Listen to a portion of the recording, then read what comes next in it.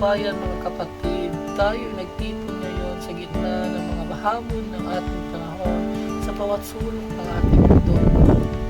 Naririnig natin ang mga sigaw ng karahasan, ang paghihirap ng mga biktima, at ang pagkasira ng mga pangarap. Ngunit sa gitna ng kadiliman, mayroon pa rin liwanag, mayroon pa rin pag-asa, at ang pag-asa ngayon ay nakasalalay sa ating kakayahan na magkaisa at magtrabaho para sa kapayapaan. Ang karahasan ay isang sakit na sumisira sa ating mga komunidad, nagpapahiwalay sa ating mga pamilya at nagpapabagsak sa ating mga lipunan. Ito ay isang epidemya na kailangan magpigil.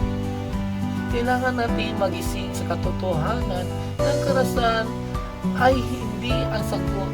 Ang karahasan ay hindi kailanman ang solusyon. Ang kapayapaan ay ang tanging landas patungo sa mahusay na kinabukasan.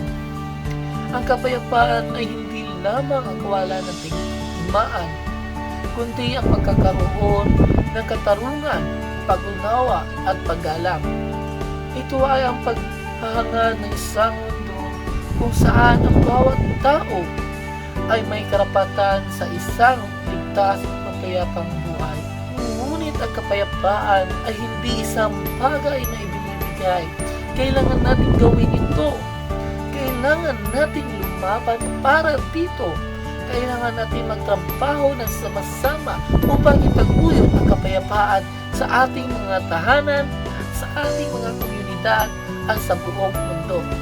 Narito ang aking panawagan sa inyo.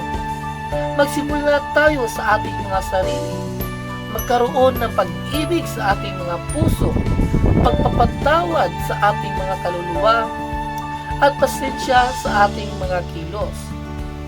Maging mga tagapagtaguyod ng kapayapaan, ipaglaban ang katarungan, itaguyod ang mga pag-unawa, at ipakita ang paggalang sa lahat ng tao. Magkaisa tayo para sa isang magpayapang mundo.